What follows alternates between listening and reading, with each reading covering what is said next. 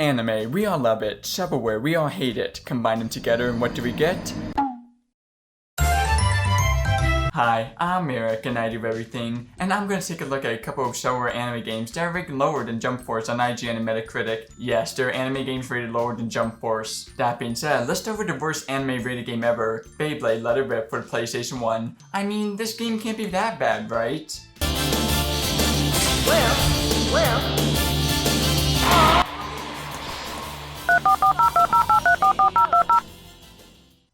Hey, hello. How do I blade the frick out of assistance? Oh, Thanks. Whee! Hey, it's frickin' Beyblade, you know, everyone's favorite clear-spin toys. The Beyblade manga and anime gets their origins from these little cutesy spinning top toys that were first released in Japan in July of 1999, in which the manga and anime were made to promote the heck out of these little spinneroos, which ended up being a big success in both Japan and the West. I mean, have you seen the cheesy 2000s commercials about them? Stadiums each sold separately. Ask permission before going online. Of course, with the success of these toys, not only has multiple manga and anime adaptations have been made, but also video games as well, in which the quality of these games are a misbag for the most part, and I would personally love to go over these games someday, but for now, let's clickbait the heck out of the singular game, frick yeah. Beyblade Let It Rip was released on the PlayStation 1 on December 5th, 2002, literally 21 days apart from when I was born. This game was developed by Crabe, no, not that Crabe, this Crabe, who is also known for creating amazing games such as, wait what, the Bible game? Oh no. How dare they smother their cursed hands all over the holy scriptures that is Beyblade? Anyway, let's finally get into this game, shall we? Dang, can this game do Professor Oak levels of creepiness? After registering myself as a girl named Eric, we get to choose a Beyblade, from which I chose the Durandra S1. After that, let's do a tournament. I totally know what I'm doing. Our first battle was against no, anyone but Blader A. The gameplay was honestly quite self-explanatory. You let go of the Beyblade by timing a meter, then use the PS1 D-pad wannabe to control the Beyblade to try to either knock the Beyblade out into the blue void or make the Beyblade stop spinning somehow. Yes, this is legit the only thing you do in this game. Well, besides customizing your own Beyblade with the most confusing and messy menu system ever known to mankind. And I know my relationship status with a mess. Anyway, who am I battling next? Oh frick, things just got real. It's Blader B rocking the purple shirt and fashionable goggles. Blader B, more like Blader be gone. Oh! Seriously, half the times I'm winning this game is when the CPU decides to commit self-death with their plastic spinny thingies. Seriously, I didn't even touch a Beyblade one battle and somehow won. Anyway, who's next in this tournament? Oh, no, it's Blader C. I did not see that one coming. During these battles, there's this announcer guy that gives some insightful commentary throughout the game. Man, isn't he inspirational. There's a reason why I listen to his voice when I use the restroom.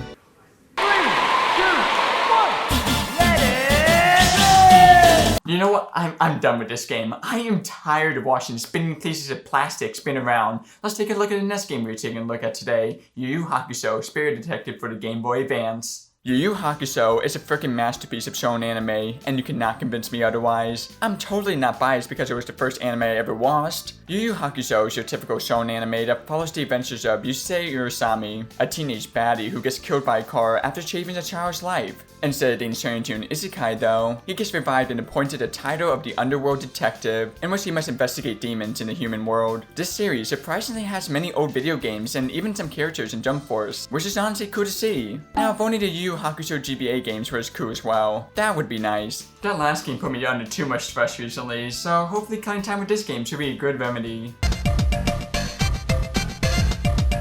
Okay, where's the nearest car? I'm gonna broom it off the cliff. Look at this freaking disaster. Firstly, why does this look like something that was done on freaking Microsoft Paint? Secondly, why does this deformed dude look like he's happy about the fact that he's literally about to run over two children? Yeah, this is legit how this game looks. The game looks like a horrible NES game. Heck, even Paperboy on the NES looks better than this. And the grass doesn't even have any textures in that game. The textures in this game make me want to tear my freaking eyes apart. I mean, look at this. And this is where you're spending the majority of the game as well, so you better get used to it. I mean, look at this punch. This punch makes me have more complex thoughts on life than my psychology test book.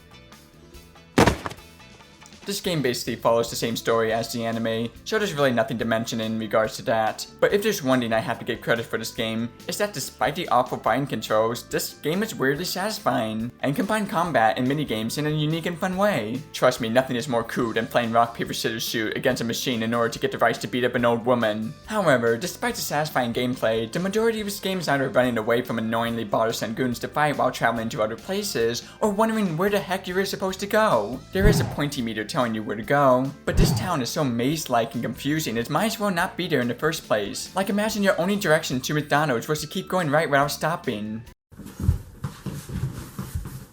I just want to make freaking McFlurry! My personal favorite parts about this game, if you can even call it a favorite part considering how bad this game is, are the boss battles, in which they were actually pretty creative and fun for the most part. I personally thought the boss battles perfectly turned the events and fights of the anime into creative gameplay elements, like the fact that the shuriken guy you find in the tournament has a unique dodgeball element where instead of attacking him, you have to manipulate the shurikens to attack himself instead. The moral of this game, play dodgeball with shurikens. The last thing I could mention is combat, which for the most part basically was like this. There were some unique special moves each character had that cost SP to use. For example, Yusuke had a spirit gun, Reddy over here had an epic flaming sword, and let's not forget about the coolest one of them all, Boten had bug spray. Man, don't you hate it when your bug spray runs out of SP? Be gone, buggies!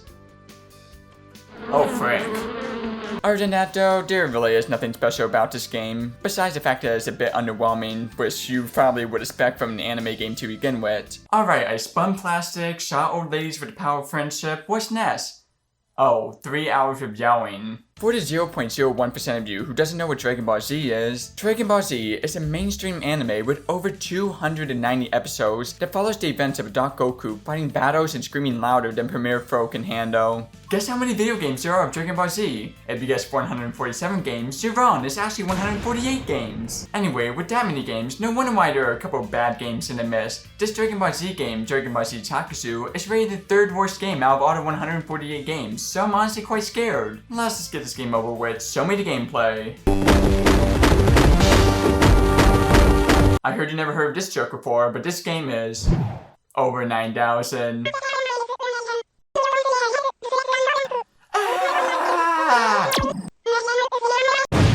Dragon Ball FighterZ is an amazing Dragon Ball fighting game. Now picture the opposite of that. Dragon Ball Z Takusu is a Game Boy Advance game that was developed by Atari with Funimation Pictures that's basically a wannabe Street Fighter 2 clone, but with no unique charm or anything special at all about it. There are a total of 7 characters in this game, but for the majority of this game I decided to play as Trunks. I mean, isn't it obvious why I picked him? Yeah, we're both hot. Unfortunately though, Trunky Boy does not look hot in this game. He more so looks like, well, a tree trunk. Not only does this game look awful, but man are these controls so freaking annoying to control. Despite there being only 4 buttons, I don't know what the heck I'm doing half the time. Like how to use a special power. I was molesting my Game Boy Advance in order to make it work, but still couldn't figure it out. From what I could understand about these complex controls, the only things you could do is jump, punch, kick, grab your opponents in ways that you expect to really, and yeah, that's it. I mean, like I said, this game is literally a Street Fighter wannabe. Thankfully, the Dragon Ball Z fighting games have come such a long way. If this were on the Switch, I would eat it into the freaking abyss. Okay, I am done with this stinky poo-poo crap. Alright, what's next? Yu-Gi-Oh! The Frostbound Kingdom on the GameCube, and it's a strategy RPG. I guess it's time to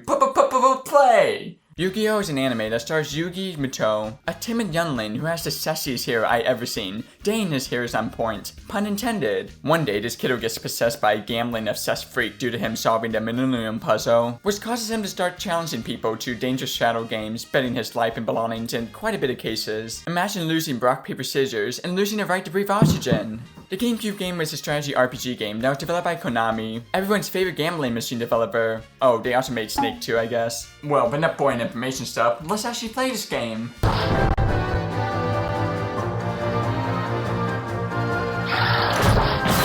Is this Yu-Gi-Oh! Or World of Warcraft? This game just screams early cheesy 2000s, which I gotta say, I kinda love it. From the graphics, early MMO feels, and most importantly, that shadow transition every single media did in the 2000s. Look mom, I can do that too! I'll be honest, I have not seen this anime yet, so I have no idea whether the story is accurate or not. But you are given a choice between two characters to play as in the beginning, from which I chose my boy Yugi, so there's that. This game is your typical strategy RPG game, where you're thrown into a 3D space filled with places you can go to in order to strategize your army so you can either protect or attack specific towns in order to win a war. Well, at least that's what you're supposed to do. Mature me wanted to spin around the map non-stop. Apparently, Yugi and his friends decided to enter into this fancy world where there are card monsters that are alive, and from that, we find out that the Emperor in this world is a total mean baddie who is mean to the townsfolk, and it's our duty to stop him with the power of RPG fighting with the most needlessly epic music ever. This music combined with the announcer from the Beyblade games make my pooping experience much more satisfying. The RPG battles, for the most part, were basic, boring, and doesn't really do anything special when it comes to the overall battle. But one thing that freaking annoys me is the fact that once you defeat an enemy in the battle, you automatically win and have to fight them again without that enemy. Like, if you're going to do that, why not just continue the battle? I want to punch these monsters into the abyss, not wait around for them to stop picking their nose and decide to attack me. The RPG elements were only 50% of the game though, as the other 50% of the game basically throws you into this 3D playing field where you have to walk to buildings in order to attack or defend them, in which it was fine for the most part, but like I said, it really isn't anything special besides it being Yu-Gi-Oh characters. That being said, this game is actually the best game I got to play out of all these shovelware games. As while there's nothing special about this game, there isn't anything bad about this game either, which makes this the only game I recommend giving a frick about if you happen to have $11.60 lying around if you don't feel like feeding your children. Anyway, let's move on to the next game, shall we? Which was actually suggested to me by someone in the comment section. Totally Spies? Wait, what's that? Oh, it's a fresh anime-inspired cartoon, so it's technically non-anime. Fine, I'll count it anyway. I mean, it's like an Avatar The Last Airbender situation, so I'll let it slide. Well, if someone suggested it to me, I'm sure this person was nice and let me play an actual good shovelware game, right?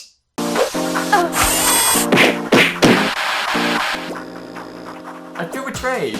Totally Spies, everyone's second favorite non-anime anime that's technically anime but not anime, like Avatar the Anime that's everyone's favorite non-anime anime that's technically anime but not anime. That took a lot more takes than I'm willing to admit. This show is a French animated television series with a Japanese art style that features these American schoolgirls that basically live second lives as spies and goes out fighting against evil and stuff. Yeah, it's basically Sailor Moon but with spies. Did you know that there's spies in this wannabe anime? This game was developed by Atari and was released on a Game Boy Advance due to surprising success, which resulted in a sequel as well. Man, they were right. Viruses do spread. Alright, let's take a look at this game now. I personally haven't seen this anime, but from what I could tell in this game, every woman is afraid of spotlights. Firstly, man is this game horrible to control. Every single button press felt delayed. Like imagine every time you want to walk, your brain can't process walking until a second later. And don't get me started on the animations. I mean, look at this. Look at this. I don't know much about women, but something tells me that monstrosity isn't possible at all. The gameplay actually included a variety of things to do, like shooting goo, avoiding spotlights, and hacking satellites in the most mind-numbingly stupid way possible by just memorizing a specific pattern. My favorite part about this game though was dying, because the death screens were actually pretty unique and special, and almost always matches what's happening on screen. But if the only highlight of your game is seeing cutscenes after you die, what's the point of even playing this game in the first place? And when you respawn after dying, it automatically puts you back from where you died in the first place, and you have unlimited lives as well, so really what's stopping me from going through lasers and speedrunning this game without trying if there's no punishment for doing so?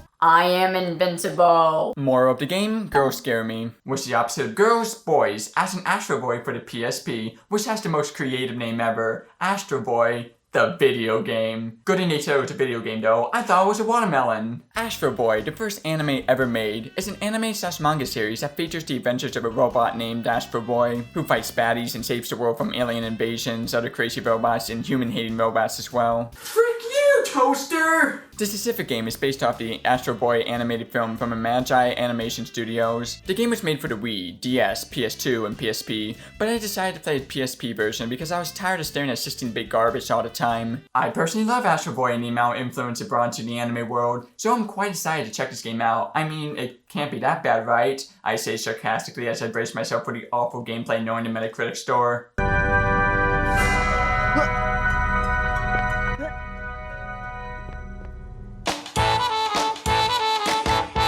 Remember Mighty Number 9? You know, Mega Man's wannabe clone that ended up being the worst game ever? Well, this is the same thing, but worse. At least this game lets you have epic twerking skills. This game is considered to be the 6th worst anime game ever according to Metacritic, and it shows. I mean, look at how stupid this gameplay looks. You glitch into a T-pose right before you defeat an enemy. What the frick? T-pose, T-pose, T-pose, T-pose, T-pose. Gameplay-wise, the controls are horrible as they feel so delayed, stiff, and don't even work half the time. And let's not even get started on the combat. Oh my freaking goodness, the combat was the most annoying part in the entirety of this horrible game. You either have the least effective attacks with no hitbox at all, or these overpowered bar attacks that require the users of pressing a series of buttons in order to do it. And keep in mind, this game is similar to Mega Man gameplay-wise, with loads of enemies at once, so having an attack like this is utterly stupid. You know what else is stupid? The looks. God, this game gives me extreme nightmares. The only two games I like from this game is 1, the flying level was actually pretty fun, albeit a bit average, and 2, the music. For some reason, the music is actually pretty epic and makes me feel a tiny bit heroic. Other than that though, this game is quite possibly the worst anime game in existence, so I wouldn't even bother. Okay, there possibly can't be any worse anime game than that, right? What's this? I thought I already played that, the Blade one, right? Oh, okay, well, Timmy showcased the gameplay already. At this point, I'm slowly losing my mind.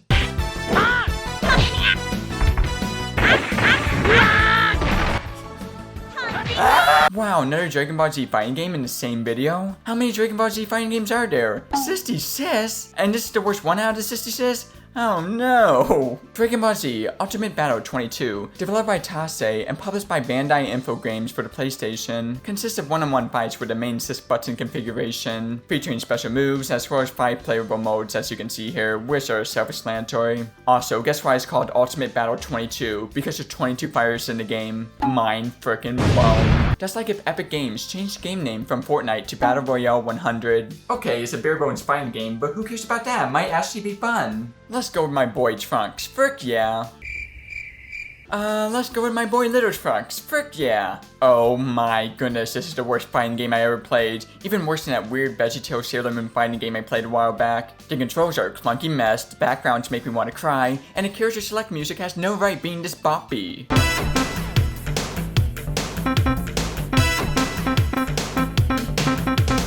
These aren't even the worst part about the game. No, the worst part about this game is the fact that there are a bunch of glitchy, broken messes in this game. Like, look at this. I literally have the power to infinitely kick myself in the air, and the CPU can't do anything about it. Oh well, at least the sky is so bland I can ultra key the frick out of it. Oh no, I turned into the killer sun. I'm gonna go crashy now.